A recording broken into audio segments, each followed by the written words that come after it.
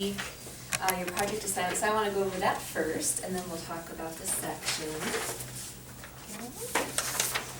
Thank you.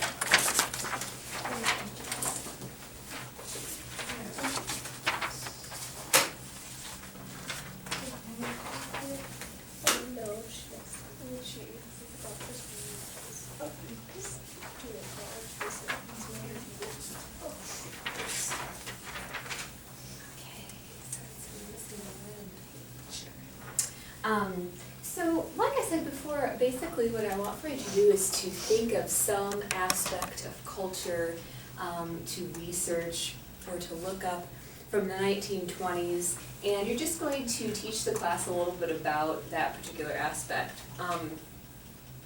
I have some ideas here that I put down for you just as examples, but you can really pick any aspect of culture that you'd like. Something that you find interesting and something that you'd enjoy knowing more about. And you know, you can do something very specific, like for example, if you wanted to do something like fashion from the 1920s, you might focus just on women's fashion, or just even on like flapper fashion. So that don't make it too broad for yourselves, because it's not a huge project. You're just gonna, you're gonna want to talk to us for a couple minutes, 2 to 3 minutes, 3 minutes max, because we don't have more time than that in a class period. So, and part of that time can include, if you have some sort of clip or visual to show us, or if you decide to do something with music and you want to, play us a part of a song or something like that, you're welcome to do that too. So other visual components could be things like costumes, or poster boards, or PowerPoint, a video. So however, whichever format you'd like to present it is fine with me. So we'll do these next Friday, so you have a week to do this, and next week, throughout the week, we'll learn more and more about the 1920s. These are just the topics that come up specifically in our book, but, like I said, you can obviously pick anything that you like. And then this will be worth your test grade for these 2 chapters, so it'll be out of 100 points, 50 points for the content. What is the information that you present to us? Is it accurate? Is it historically accurate? Is it worthwhile knowing? And then 50% for your effort on the project and creativity. Let's see here. Okay, and then after you've presented, I'll have you give me just a written sheet. It can be handwritten or typed, doesn't matter. Just about a page of the information that you found. And also, you want to make sure to explain to us how this component altered people's lives during the 20s. Why was it an important part of culture? And maybe why did you decide to pick this to research? Okay, do you have any questions at all? No? Okay. All right, so keep this with you then, and as soon as you come up with an idea that you want, go ahead and let me know what it is, and that way we won't have a lot of overlapping.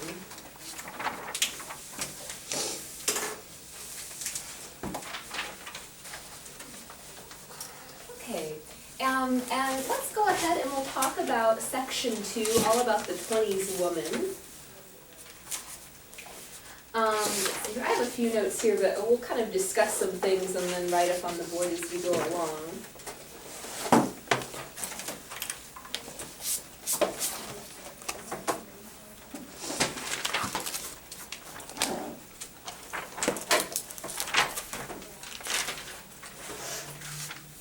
And we'll recreate number 2 up here on the board and add in more ideas. I'll come around and check your homework. Yeah, Erin? That's what I was going to say. Yeah. Where are you going to check? Yep, I'm going to come check it right now.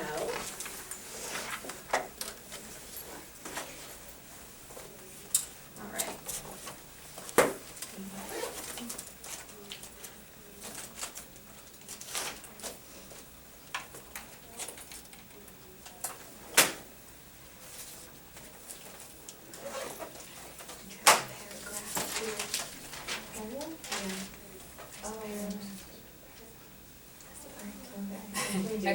You can do that as we're talking about it.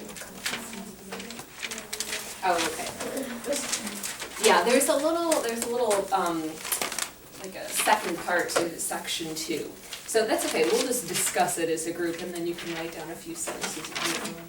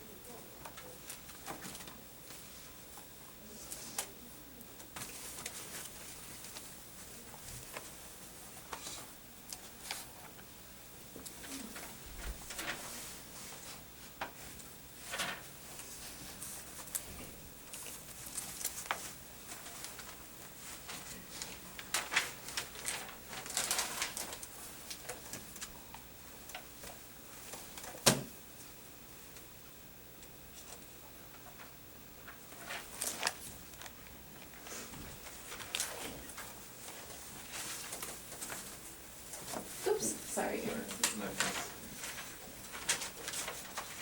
All right.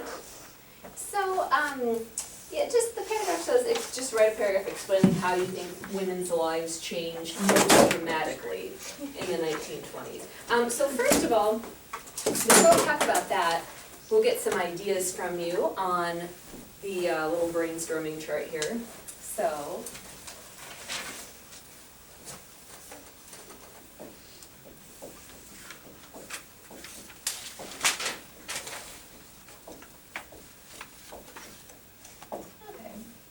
we've got a couple different components here. The first one, lifestyles.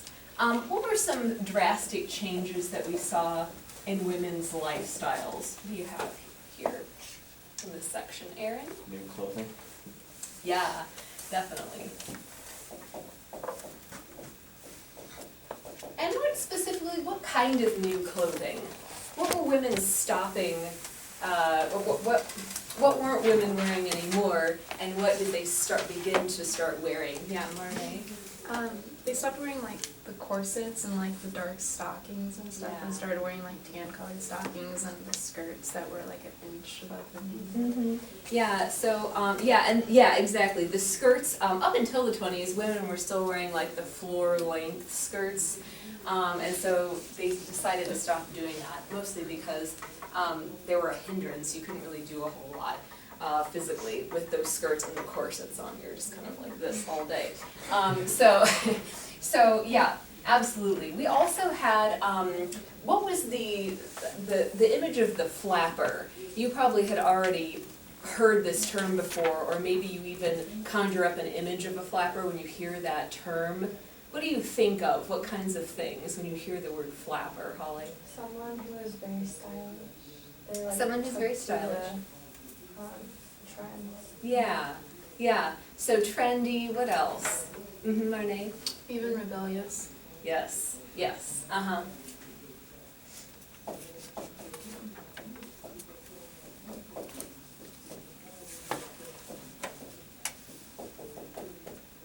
Yeah, typically flappers were known for being rebellious, party girl types, trendy, like Holly was saying. And so on the one hand, they were looked at as being very innovative and helping really to set women free from the constraints of the corsets and from societal constraints as well. On the other hand, though, they did sort of have a negative connotation associated with them. So they're an interesting group. Good, what else about lifestyle changed for women? Yeah, Lauren? Marriage became more of like an equal partnership. Yeah.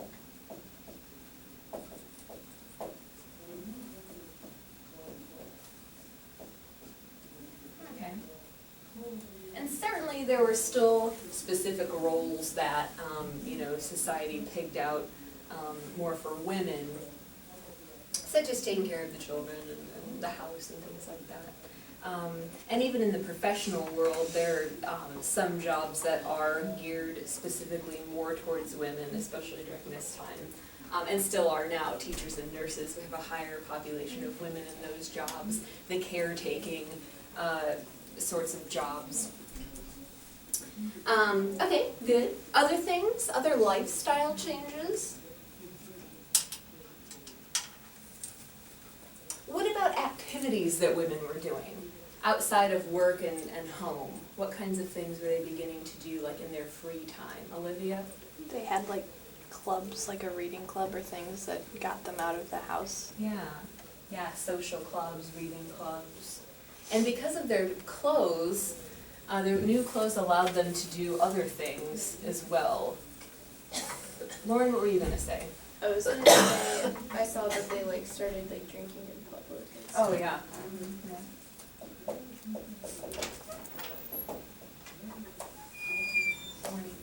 Okay.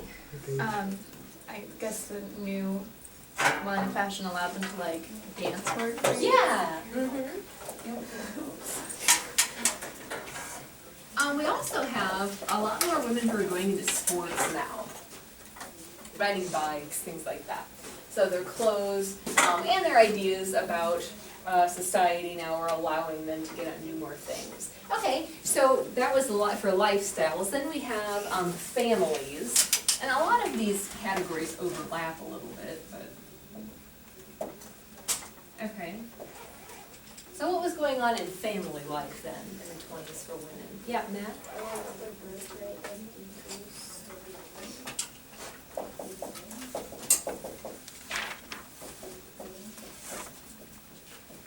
Yeah. Why mainly during the 20s? Okay. Birth control started being like, I don't know, given out as an option to people. Mm-hmm. Yeah, it becomes more accessible.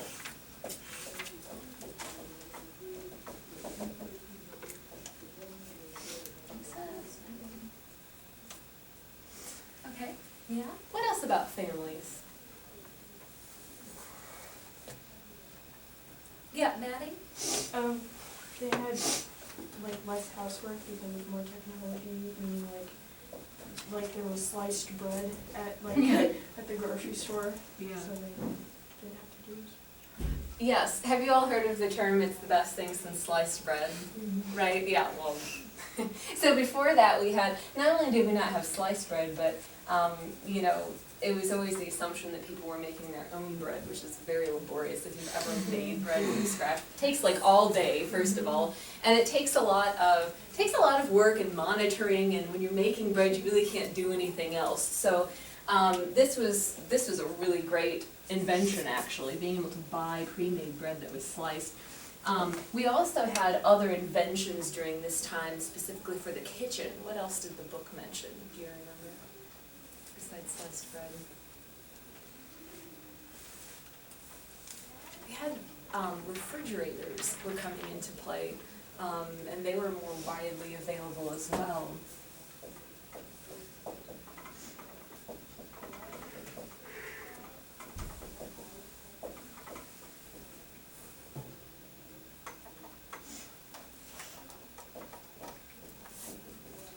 So we've got some appliances, still very rudimentary appliances, but nonetheless electronic appliances, and more packaged foods. So this made things more convenient. Okay. Good. Yeah. I don't know,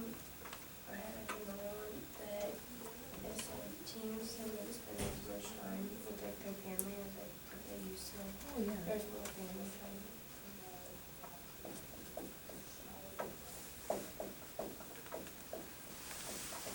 Yeah, sort of this flapper mentality here. People were beginning to go their own separate ways and do their own activities, especially in big cities. Okay, good. Anything else relating to the family, Lauren? I had that children like went to school during the day instead of working. Yes.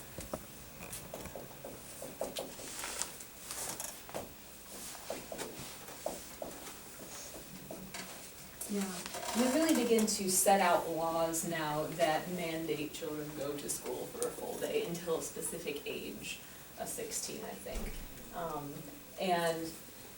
Yeah, because before this, especially if you lived on a farm or something like that, your parents might rely on you for helping out around the farm, for doing that work for your livelihood. So this is nice because kids are starting to go to school more. Okay, good. What about then for jobs? You might have put some specific jobs that women were going into in the 20s, Mac. I didn't like get something with the one, but That's that okay. kids don't work in the same place as adults anymore. Yeah, okay, yeah, good. And this, I mean, essentially this does affect women, right? It affects their children. It opens up more jobs for women.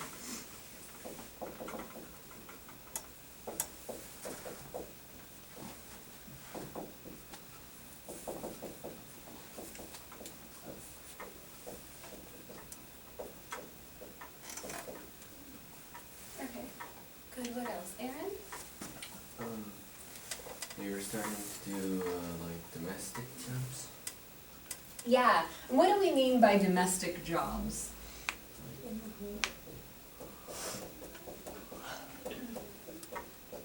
Yeah, so we have more domestic workers, okay, in the home, or if not specifically in the home, jobs that would be, directly affecting people's homes. So, like, for example, we have a little, like, 3 pie charts in here. Let's see, here's domestic, including waitresses and beauticians, okay. Okay, good. What about other kinds of jobs, outside of the home? What about new jobs coming up? Lauren? Social workers, bankers, and lawyers. Yeah.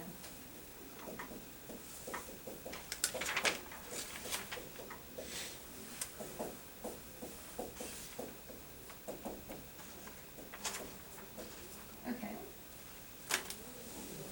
Good. And again, changing technology is allowing women to have other kinds of jobs as well.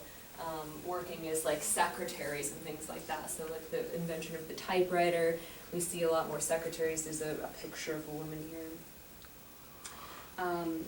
Working in publishing houses, things like that. Let's see if there are any other big ones that I missed. Okay. Good. Okay, so then, your own opinion, the paragraph here, what do you think was the most drastic change of all of these? Marnie? I feel like the change in their fashion and their activities was the most dramatic because, in a sense, like even like far back in like the 1800s, women started even getting and obtaining new jobs that men Right. hadn't had before. So it was like a slow progress. Exactly, yeah. And like even like with families, but like with the lifestyle, I think it was such quick change with having new clothes, and because women had been like imprisoned in that whole mindset that they have to have the long skirts and they have to have their hair long and put in a bun, and like it finally like changed after hundreds of years, and they were finally free to kind of like decide what they want to wear and not be pressured by society. Yeah, that's a very good point. This fashion with the floor-length skirts and the corsets and the covering up of the neck and arms, that's, like Marnie was saying, this has been the fashion for like hundreds of years. So to all of a sudden have women that are showing their legs and, you know, wearing shorter sleeves, and also the cutting of the hair, huge deal. Because what are your feelings on hair? It grows back. Okay, yes, it grows back, so women were realizing this. What else about hair? What are some good and bad things about having long hair, do you think, Olivia? I've heard like older, like my grandparents' age type of age, like women are supposed to have long hair and not like short hairs for guys, even though that doesn't Yeah. make sense, but that's Yeah. kind of what they think, I guess. Right, yeah, so it was always a symbol of womanness, or a symbol of beauty, really, and a symbol of fertility as well, right? You have long flowing hair. I don't know, it's kind of a I guess a symbol for other things, right? But yeah, that was always the thinking behind it. Holly, what were you gonna say? Well, since I have long hair and I want to cut it all off, it becomes a nuisance because first of all you get really hot Right. because it's like a blanket, Yeah. and it gets like caught and things, and so it just, I think that people wanted to change, and so they finally figured out, oh, well, I can cut my hair and it'll be fine. Yeah, there's practical reasons to having short hair and also symbolic reasons, right, Maddie? I don't know how their hygiene was either, like, because if they didn't have like shampoo or anything like that, like, it would get Oh, that's true, yeah, that's another good point. Yeah, another very good point. Okay, good. Okay, so Marnie mentioned the changing styles for women. Does anybody else have a different thought? What was the most strikingly dramatic change during this time? Yeah, Olivia? I guess I kind of answered the wrong question. I kind of took it as like influencing the future. Yeah, So I yeah, talked that's about fine. the jobs, how women were now like a good percentage of them not just being in the home, they were out in the workforce, and it kind of started the fight for equal rights between. Yeah. Yes, yeah, definitely, yeah, absolutely. Okay, good. Let's see here. I wanted to talk a little bit about then, so we discussed the image of the flapper. I wanted to talk about your other identification word, which is double standard.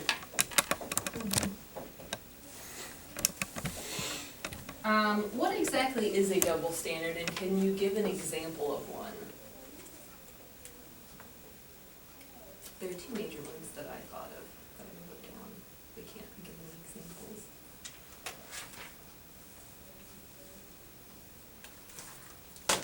Not sure. Olivia?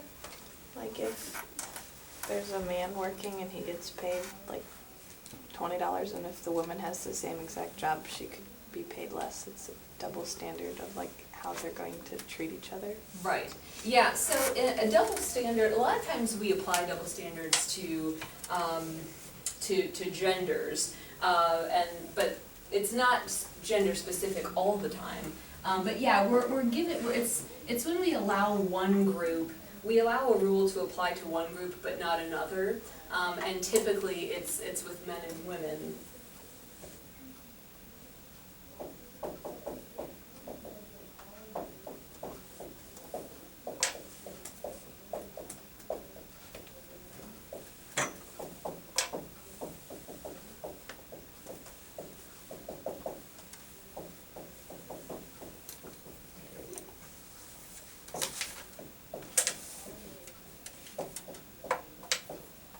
And sometimes it's more just has to do with social conventions, so not necessarily laws or anything like that. Although in the case of the workplace, there's certainly the double standard of women not being paid as much as men.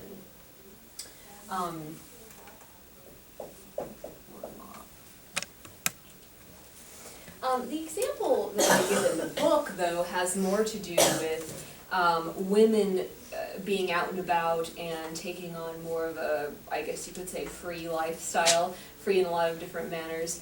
And the double standard there is that, you know, it's always been okay for men to go out and do whatever they like, and to date or whatnot.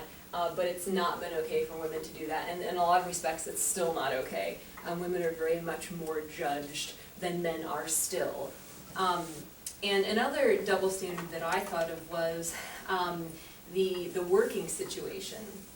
For a lot of times for men, if a man is very dedicated to his job and commits a lot of time and effort and work, he's very much praised.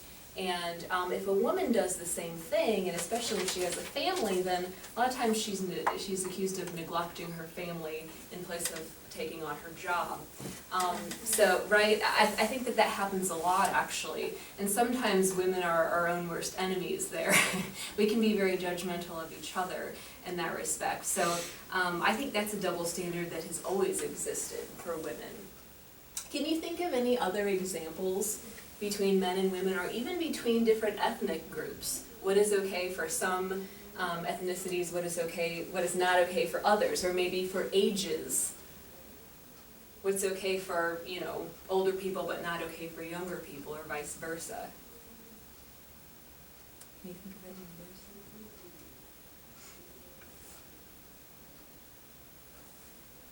others? Aaron? Older people are allowed to drink and older people can't. Okay, yeah. Now that has to do too with safety and you know the law for minors, because obviously we don't want minors drinking for certain reasons, but we might be more judgmental of younger people in their 20s drinking than older people, I think, sometimes.